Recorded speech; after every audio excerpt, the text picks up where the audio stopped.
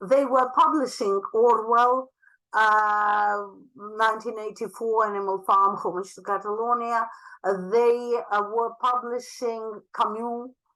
The book that had the greatest success with the readership was the Great Terror by Robert Conquest, because it told the story of Soviet Gulag, the story that was known to each of the Soviet citizens personally, but they had never before seen it collect as a collection of facts and analysis of what actually was happening. Robert Kennedy, as I said, and some other books. Now, I suspect that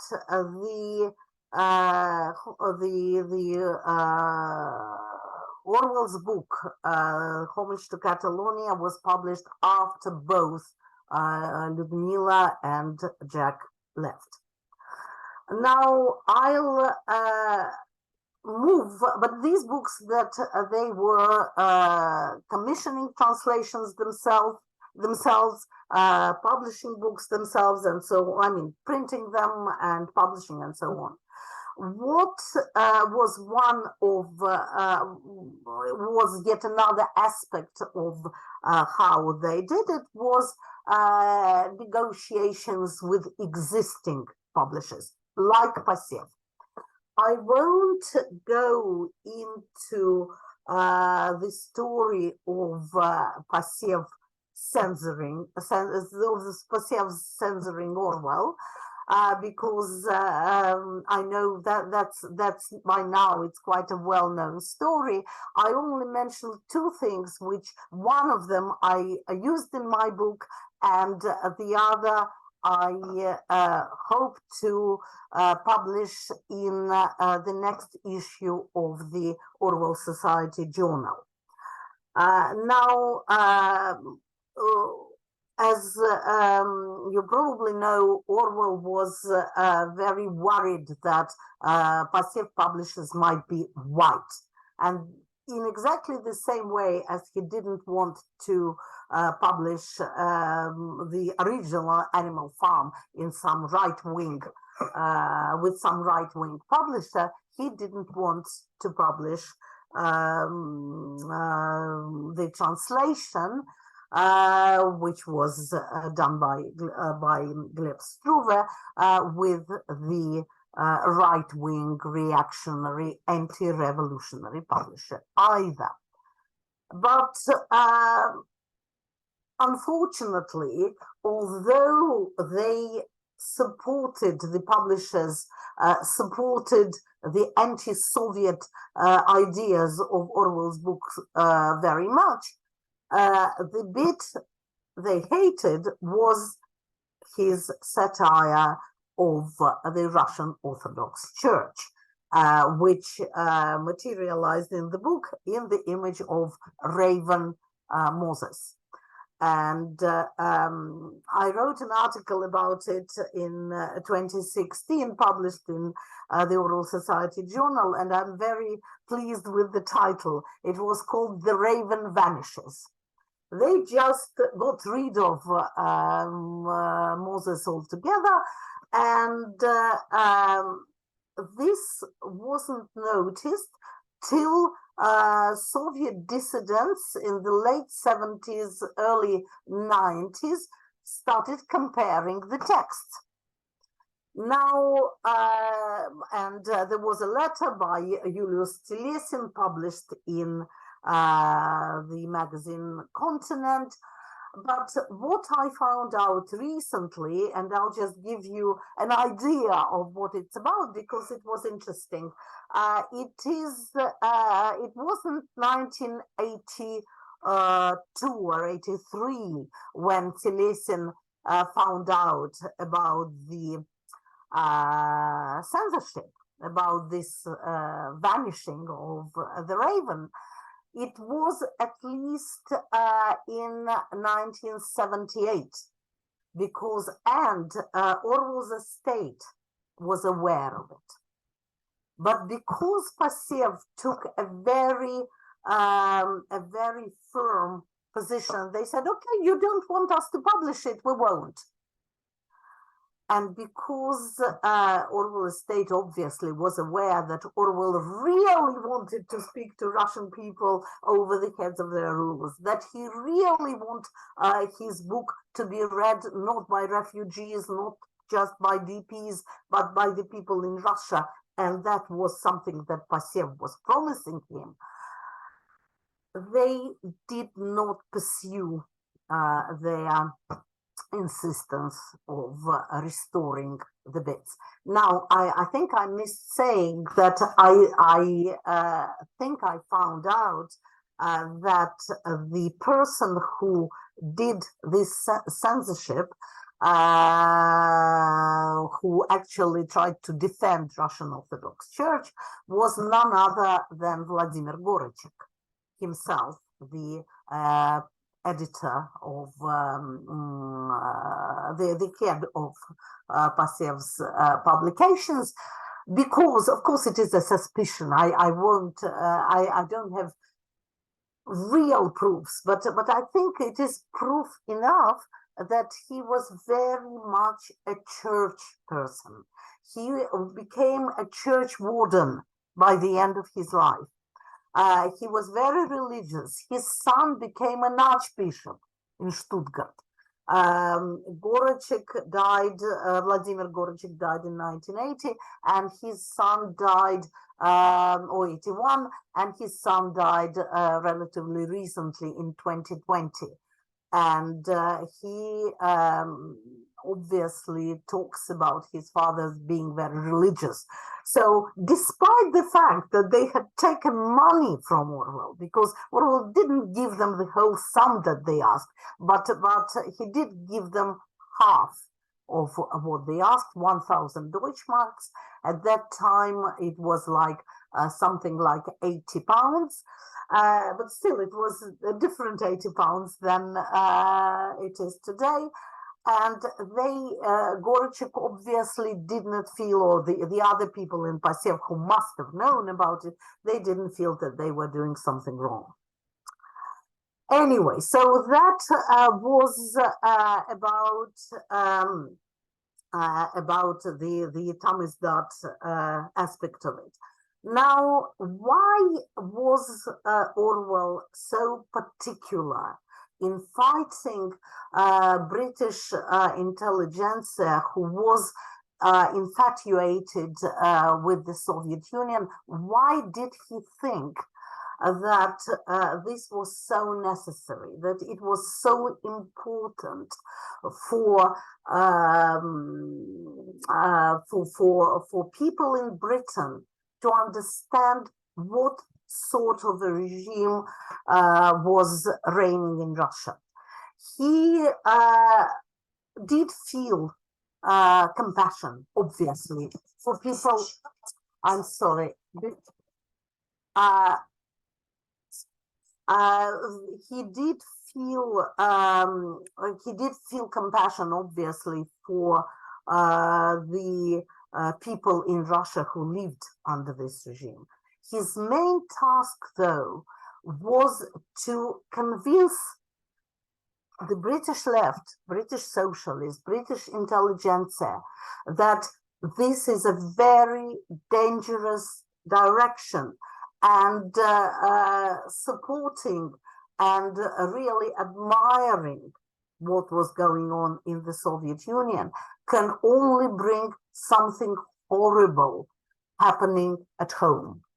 And he said in a letter, he said, I certainly don't want in any way to interfere with the Russian regime, even if I had a chance, but I do not want its ideas, its principles penetrate here. And when he wrote a brilliant article, The Freedom of the Press, which he aimed for as a preface to Animal Farm. And basically, all his major later articles are trying to show the people in his compatriots how dangerous, what dangerous consequences the ideas that they admired might have. Now, if we make this huge jump and come to the times of Gorbachev's perestroika, when everybody had, on both sides of the former Iron Curtain, had hopes for Russia to become what they used to call a normal country, to get rid of totalitarianism, to become a law-based society, to become a democracy. It happened very soon that those in Russia who were particularly concerned about it, human rights activists, some journalists, some lawyers, some Russian, well, people who really wished their country good, they could see very early that things were not going the right way. Unfortunately, people in the West were oblivious of all these unpleasant things happening. They thought that Russia had become a democracy, a law-based society, more or less overnight. Why was that? Either because they were so stupid, which we can't really really support this idea, but or because they had their own interests, and Russia at that time was opening up for business, and lots of the Westerners were thinking that that was a wonderful opportunity to get money, to enrich themselves. But not only that, there was this feeling that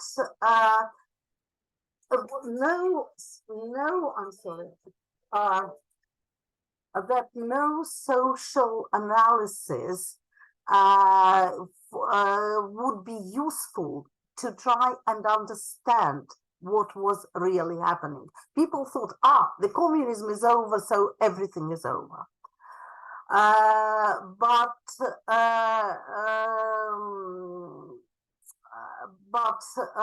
this was obviously a horrible mistake. And we can see that lots of features of totalitarianism that Orwell named in his articles, in the prevention of literature, in politics and the English language, the freedom of the press, and of course, in 1984, they are back with us. And in the first place, the system of organized lying. And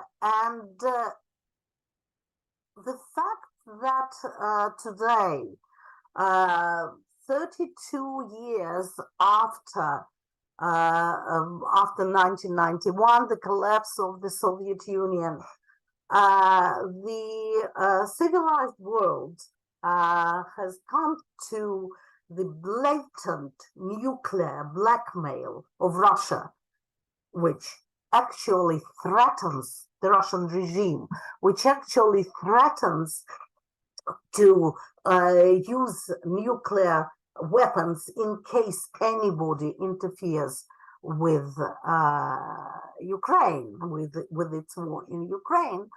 It shows that there has been a huge mistake, a huge delusion on the part of the West that brought us to brought us. I'm sorry, I just need to switch it off, which I didn't do. I do apologize. Brought us to this situation, which is unfortunately only too dangerous. I think I'll stop here because I'm sure there will be questions. And basically, I would like to finish with the thought that I mentioned at the beginning, that we have not had anybody in these 30 years who, like Orwell, would try to see for themselves and to make others see what the Russian regime is really like. That's it. Thank you. Thank you so much, Masha, for this very provocative and kind of survey of this much wider context, of course, from which Orwell's works come sort of float to the surface. Let me give this opportunity for four of us actually, from Tamizdat project to just raise a few questions as a conversation starter, perhaps. And I forgot to introduce Ali Zolkovich, who joined us a few minutes later. She's also part of Tamizdat project. But we will begin with questions from Nicole, because she will probably, unfortunately, have to go back to work in about 15 minutes or so. So I would say Nicole goes first with questions that directly serve, I would say, as a bridge between the context of the past and the context of the present that you were just talking about. Yeah, and then I'd say perhaps Ali and Diana's questions that will be a bit more specific to Orwell and the story of his works publications in East European languages. So, Nicole, please. I'm sorry to interrupt. May I just ask, would you like those who are attending but not speaking to post questions they have in the Q&A? Yes, that would be perfect. And this way I can see them too. And we should have time for those questions later on. Great, thank you. Thank you. All right, thank you so much for the talk. It was really fascinating. I have two questions that kind of relate to the same topic.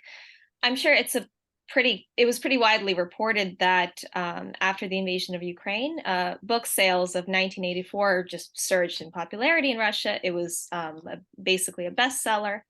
And my first question is, I mean, it's not difficult to see why readers in Russia see the parallels between Orwell's dystopia and Putin's Russia. But my first question is, why was it 1984 and not Animal Farm, especially given that Animal Farm was, in many ways, a more direct step-by-step allegory of the Soviet Union? That's the first question. And the second question has to do with how this fact was twisted in Russian propaganda. They made the claim that Orwell was in fact talking not about the Soviet Union, but about Western liberalism. And I was wondering, well, first, what your reaction is to that, and second, if there are any other precedents of Orwell's work being sort of co-opted in propaganda narratives, either Russian or not. Thank you so much. Thank you. Thank you for your questions. Well, first of all, why 1984 and not Animal Farm? Animal Farm is a fable. It is, I think, probably the most perfect thing that Orwell ever wrote.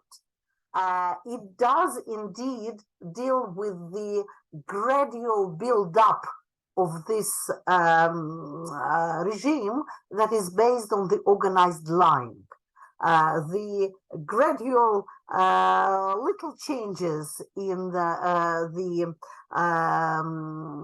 what do you call them, in the rules in the that they have there in in the farm, they somehow might not be noticed by animals, but in the end they become oppressed not by people but by some of their own, of the sort of former revolutionaries.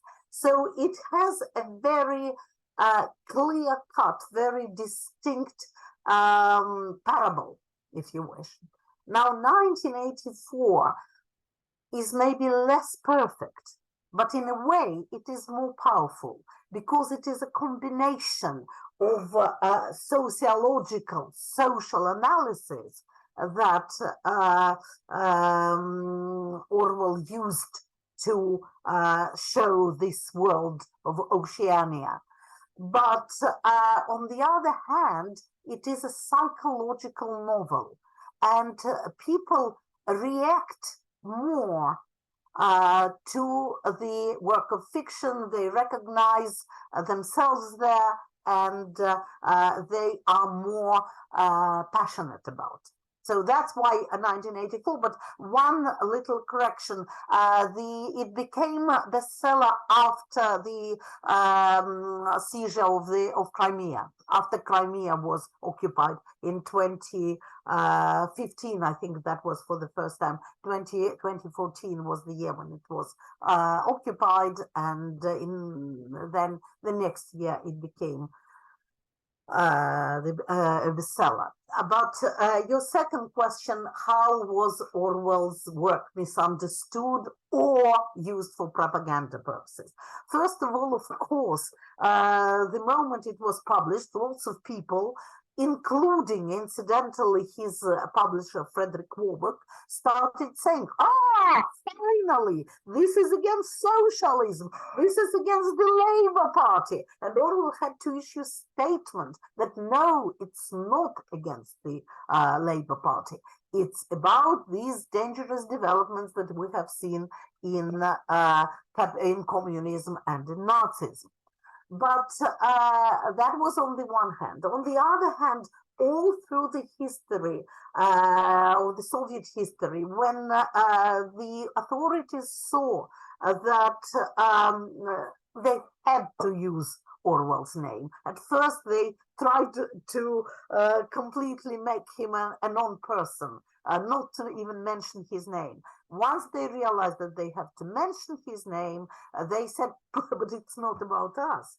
It's about capitalism. It's about this is what capitalism brings people to. And what you mentioned was a very recent, I think it was last year's statement by Maria Zakharova, that is a deputy of Russian Foreign Minister Lavrov, who bluntly said, they think that it is about us, but it's not about us. It's about the Western liberalism. You know, this is exactly the type of propaganda that Orwell was targeting in his satire, and they can say whatever they please, unfortunately. Thank you, Nicole, for your questions. Thank you so much for your response. Thank you both. And if I may just throw in a couple of words here, it's not only now that it is 1984 that, of course, caught such traction, right, in the contemporary Russian society, but it was also back in the Soviet times. The Soviet dissidents were, of course, much more carried away with 1984 than with Animal Farm, or than even with their own Evgeny Zamyatin's dystopian novel V, for example, which it was Orwell, it was a foreign author, it was very visceral, unlike Animal Farm, which is a fable or a fairy tale, as it's subtitled. So this very kind of palpable realism in a dystopia is probably, I don't know, Masha, if you would agree with me, is what makes it such a kind of powerful thing. Yeah, absolutely. Absolutely. Yeah. All right, Nicole, thank you so much. And let's move on to Ali's questions that clearly continue the same topic and sort of give a slightly different angle to it. Ali, please. Hi, thank you so much. Sorry I was late. I had class, but I rushed here as fast as I could. So my first question is related to Orwell's novel 1984. And in his novel, he coins the term reality control. And so I was wondering, in your opinion, if Orwell were still alive today, what types of reality control do you think he would or wouldn't see in other countries besides Russia, such as the United States? And then my second question is regarding the translation of Orwell's work into different languages.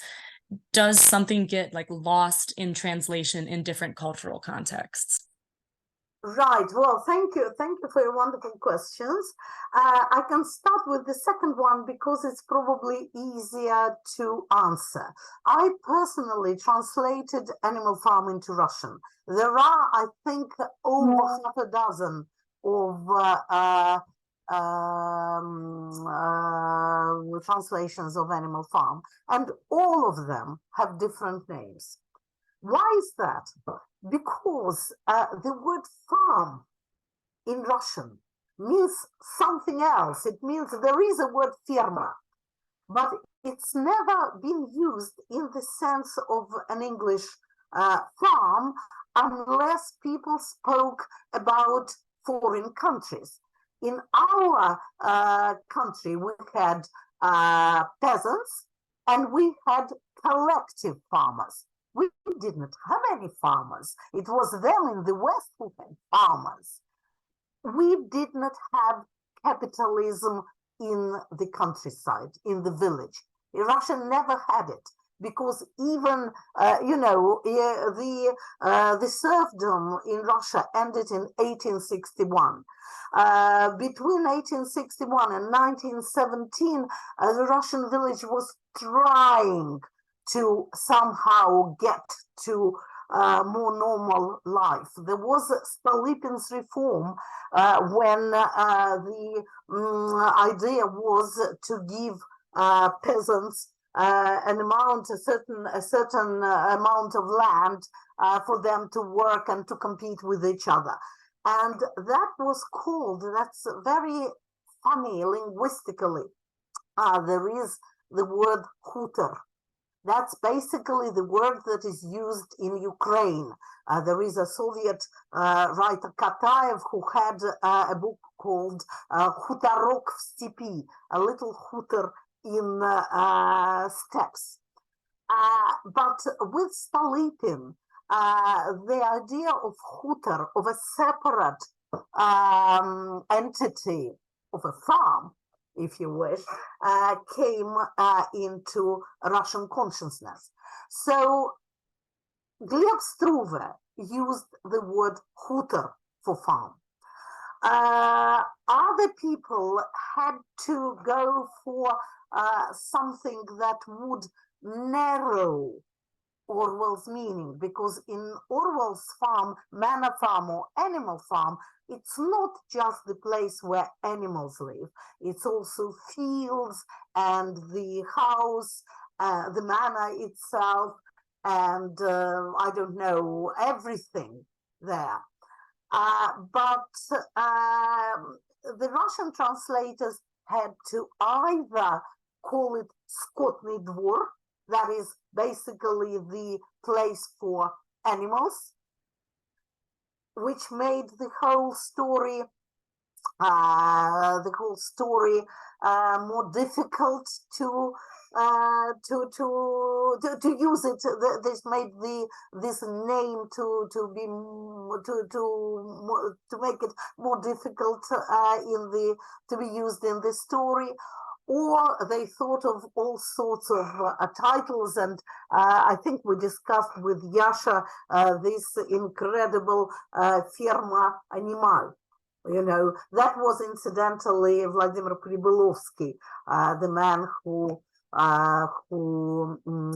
corresponded with Lyudmila Thorne and tried to find out who translated Homage to Catalonia. This is another translation by Yelena Bespalova, called Skotny Dvor. That's what I was talking about. And I chose the word skotskое хозяйство. Хозяйство is not just household, but in a way it is also economy. So, you know, it's a wider, more abstract word. Why I liked it so much? Because that allowed me to say in Russian, long live skotkhoz, which sounded in Russian like kolkhoz or sovkhoz. So that is one word.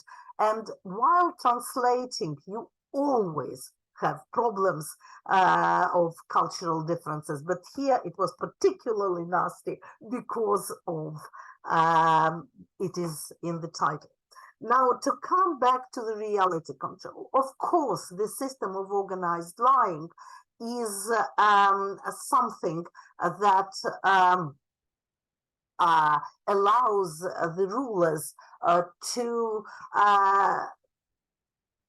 actually try to purge the objective reality from the consciousness of the country's citizens and instill their own picture of it. It refers to the past, of course, because who controls the past controls the future. So it refers, people get arrested for quoting the pact, the Nazi-Soviet pact, and saying that actually the Soviet Union invaded Poland 2 weeks after Nazi Germany did that. No, this never happened. That was a friendly, fraternal, or whatever gesture. So, but that's one thing. But we see examples of reality control today, every day, with the Ukrainian war. Ukrainians are Nazis. Ukrainians are non-people because it's not Ukraine who is waging the war. It's all the West. The West has attacked us. You know, all this is used in the propaganda. And the worst part of it, it is believed. Not by everybody, obviously. We have enormously brave, courageous people who are trying to resist it. But a lot of people do believe what they hear on the state-controlled television. And in a way, it is working better than it did in the Soviet years. Thank you. Thank you. And okay, let's move on to Diana's questions that as the way I see them, at least, they are kind of directly resulting from the work we've been doing, especially on Animal Farm, much less so yet on 1984. And specifically on its different translations and stories of publications of Animal Farm in very early editions in East European languages, most of them still from the 40s. So Diana, please take it from here. Yeah, hi. I just wanted to say thank you for the talk, but also just thank you in general for your scholarship, because I've been researching the different Ukrainian translations of Animal Farm, and your work has certainly been the prime source for me so far. But on the topic of translations, Orwellian scholarship has well documented, I guess, the history and the correspondence between the original Ukrainian and Russian translations of Animal Farm. But are you aware of any other stories that are just as rich for other Eastern European language, particularly clandestine translations, either before or after Orwell's death? I don't know if I should give my second question now or. Right. Well, okay. Let me answer this one, and then you ask the second one. Look, a lot of research is still going on. There's been wonderful research by a Polish author, Krystyna Wieszek. I mentioned her name to Yasha. She discovered Orwell's correspondence with Teresa Jelenska, the translator into Polish. And Orwell tries to explain certain places in the text to Teresa. and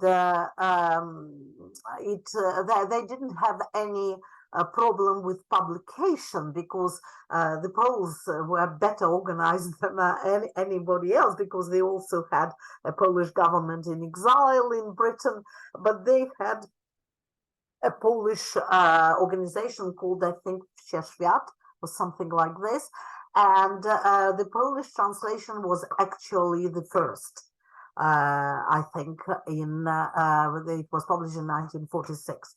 But also in the journal that I edit, in the Orwell Society journal, in the last issue, we had a story of Latvian editions of Orwell, because one of the members and actually of the trustees of the Orwell Society grew up in Britain, but he's Latvian by birth, and he has only started by his research, but it is already interesting because he tells us about the translator and how what the reaction was and what the pictures were. I think the pictures are the cover at least is very nice, and it was published in 1954.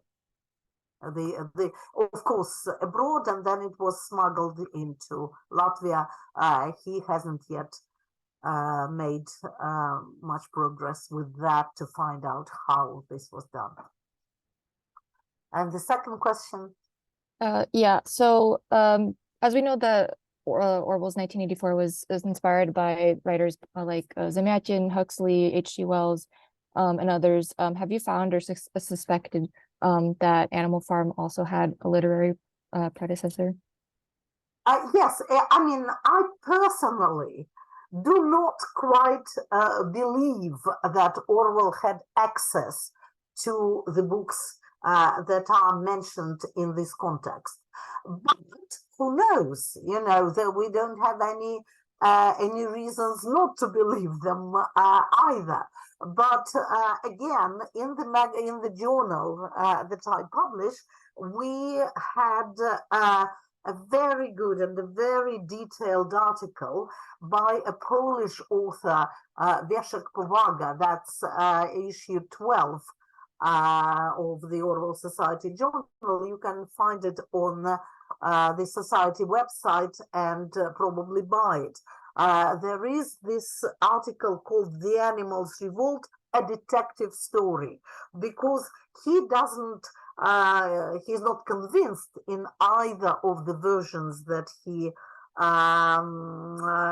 tells us about, but he mentions, of course, Nikolai Kostomarov's Skotskoy Bunt. This is a Russian and Ukrainian historian who wrote the book in 1880, but which was only published in 1917. I can't quite see how Orwell could have got hold of it, and more probable is Raymond's wait a minute, Vladislav Raymond book called Revolt, and Raymond received a Nobel Prize, not only for this book, but for his other books as well. So he was more known in the West, and the book was translated. And interestingly and quite intriguingly, I must say, Sonia Orwell, Orwell's future wife, she was Sonia Brownell at the time, was friends with the man who was sure to know about this book. So whether Sonia could have passed on this information to Orwell is anybody's guess. But this is a very, very interesting article where he really has been working on it for years. But I just think that, you know, fables are an ancient genre starting from Aesop, and you know, so he could have written this fable without basing it on either Raymond or Castamaro. Thank you. Great, thank you. We can't, of course, wait to, I personally can't wait to read these two publications that you just brought up as soon as tonight. Thank you. We also have, I was going to say you won't be able to read them tonight because they are not online. You'll have to buy the journals and then read them. I'm sorry. Yeah, sorry. You have to subscribe and become a member of the Orwell Society. So all the future publications will be open to you. Yeah, it's only twice a year, so yeah. We also have 3 questions from the audience. I don't know, Masha, can you see them? Yes, also? yes. Okay, yes. so maybe I'll leave it up to you to choose any or all and answer them in the order you would like to. Right, I'm just reading from above. Maybe it's the latest, but it's difficult to, maybe not. Now, it's a question from Israel Gibson. Do you know how Orwell is viewed by much of Russian society today? Do I have to press answer live, or I don't have to press answer live? Shall I? Yeah, I can just talk. Now, you see Russian society as as societies in the rest of the world is split.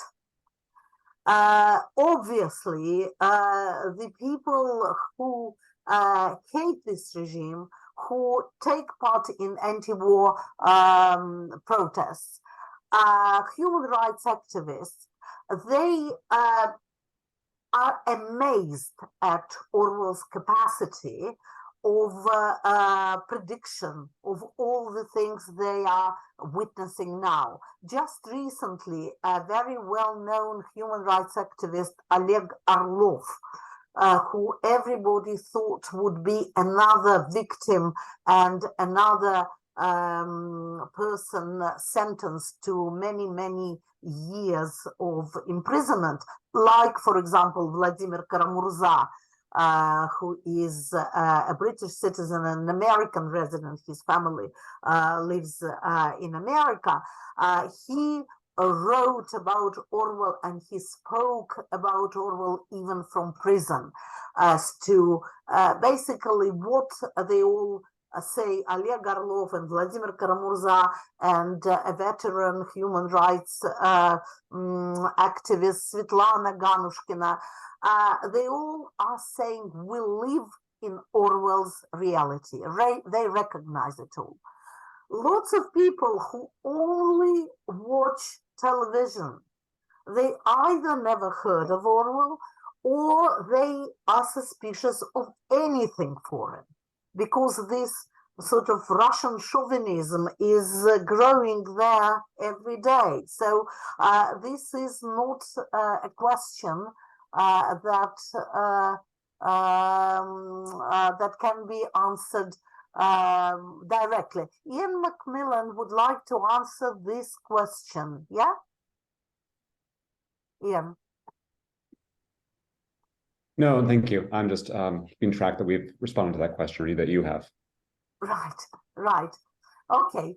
So that was one. Now, I think the second question has disappeared. I think it was from the same person, but I can't now see it. I don't know if you can. And the one that was the third was Orwell seemed to identify a Soviet ideology as the problem. To what extent did he also see Russian imperialism as a problem? This relates to debates in the 1950s over whether the CIA should focus on the captive nations under Soviet rule, which might alienate Russian nationalists. This is a very interesting question, and I don't think it's possible to answer it in the format that we have. Orwell was very much an anti-imperialist. I don't think he understood very well that the Soviet Union had all these republics, and that, well, apart from Ukraine, but he didn't treat at that point, I don't think he treated Ukraine as a separate nation. He talked to Shevchenko. He was very impressed by what Shevchenko said, that we have people who supported the revolution, but who are against Stalin, and that was sort of music to his ears. That was something he would wish to hear. But I don't think he really understood Russian imperialism, especially not Russian imperialism where it concerns the nations in Russia proper. I'm talking, the Chechens or the Tatars or the Bashkirs or whoever. I don't think he knew this, frankly. And you see, he had lots of specific views because of his anti-imperialism. For example, he always had arguments with his friend Tosca Feivel, whose father was a Zionist, and Tosca obviously was very supportive of Israel and the creation of the state and all that. For Orwell did not fully appreciate it, and he thought, these are white people going to where they should not be. So it's not, he was not anti-Semitic, I'm stressing that, but his understanding of Israel, Zionism, was completely different from that of his numerous Jewish friends. So that's not the answer to your question, but I just don't think that was the theme that he was very familiar. There is one question, Masha, I think it's, if you don't see it, I can read it. It is from Israel Gibson. Are those original copies passed out during the Cold War treasured today, or have they just become something historians still care about? I assume as opposed to the general public and perhaps antiquarian book dealers. Right. I have two answers to this. One, you can see that I treasure very much the books published then. I mean, the Homage to Catalonia. I don't have, I used to have Animal Farm, but I don't have it. This is, for me, because I'm a translator myself, for me, this is particularly interesting as an example of a translation, but also of all these policies that I've been talking about. There is a book by an American woman, Andrea Chalupa, who is a co-scriptwriter, or maybe just a scriptwriter of Agnieszka Holland's film Mr. Jones. She has written, if I can find it quickly, maybe not. Yes, she has written this book. It is called Orwell and the Refugees. She is basing her book on the edition that was in Ukrainian in the DP camps, the displaced persons camps, and her family treasured it and brought it with them to America. And she discovered it when she was a young girl, and they told her the whole fascinating story of the translation and of her grandfather, I think, living in this DP camp. So I'm sure for people who are interested in their history, in the history of their families, in the history of their country, you know, this is still very, very interesting. Thank you. And since we There don't is- have any more There questions, is four. There is oh, four. Yeah. Stats. Thank you. it is Yeah. thank you. We still have about 9 or 8 minutes, and I guess I'll use this opportunity to ask my last question, which ties it back to the main part of your talk, and also, of course, to what Tamizdat project is doing as a public scholarship initiative devoted to the study of banned books from, we call it the former Soviet Union and the Eastern Bloc, which is clearly not the case of George Orwell, who was not from there, but who was avidly read there, not being from there himself. So my question, which is of course very open-ended, and it's important for us to hear what you would have to say about it as we try to expand or reinvent our working definition of Tamizdat, as I just formulated it. So is Orwell, can he be sort of considered or researched as a Tamizdat author? And if yes, why so? And if not, why not? Well, you know, I think he can, as well as other authors that were published in the time when they were banned at home, like, say, I don't know, Conquest.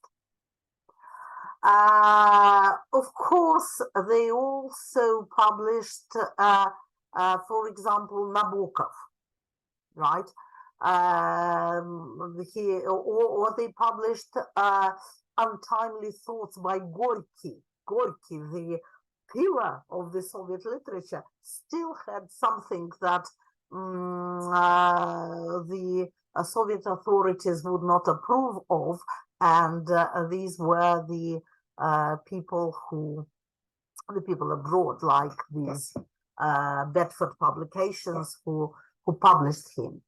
I think what distinguishes these books from what we call Tamizdat when we talk about the Russian language literature is that Tamizdat, in this sense of Russian authors sending their works abroad, we have all the risk, all the danger, all the adventure, all the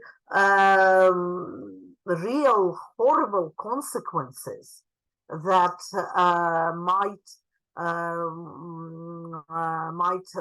follow when Soviet writers were sending their books abroad, and they either had to choose pseudonyms, or they had to repent later on. But the whole of this sphere, this is separate. This is pertinent only to the Russian Soviet writers. But in terms of getting to readership in the Soviet Union, I think it might have this additional flavor, this additional attraction of coming from abroad, of something that is, well, of a really, really forbidden fruit. Because when, say, Metropole appeared, the authors who took part in it were well known in the country, right? And the fact that it was an uncensored edition, it was interesting, but it still wasn't something particularly new. While Orwell, who people might have heard about, but they have not really read it.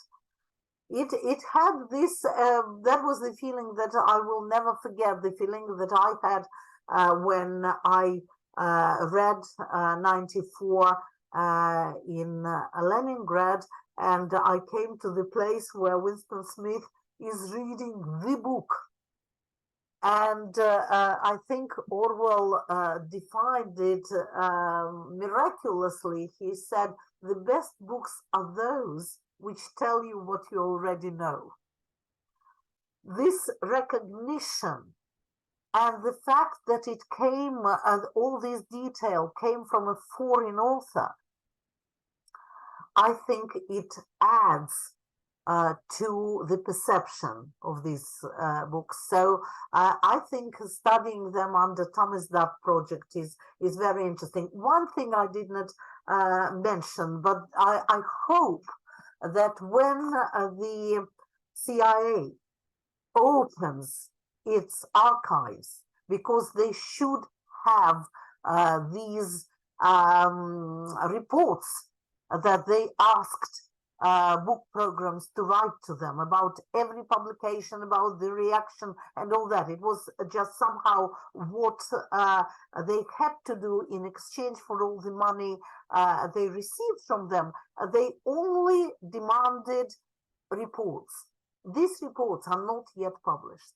And I think we will learn a lot of things. Ludmila Thorne tried to ask them to make them publish these reports.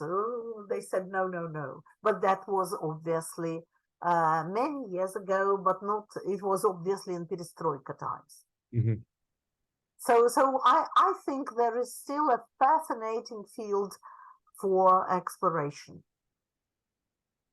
Well, thank you so much. It's very encouraging, and that's great to hear, because we've set ourselves on this path, and we will still be for quite a while on it with Orwell and other authors that you've been mentioning. Thank you. Thank you, Diana, Nicole, Ali, and also Ian. Thank you so much for making it happen, as well as Tarana. Masha, good night in London. Good day for us here. And right. Have a nice day. Mine, it's not yet night, but it's drawing to a close. Yes, it's 6:30 here in the evening. So it was a great pleasure to talk to you, to answer the questions, and thanks very much for inviting me. And if I come to New York, which will happen, I hope, sooner or later, we might, talk again or see each other at least. So, okay. Thank you. Is there anything else, Ian, we should say or do before we click leave? No, I'll just join you in thanking Masha Karp, and thanks everyone for coming to us today. Thank you. Bye-bye. Bye-bye. Thanks.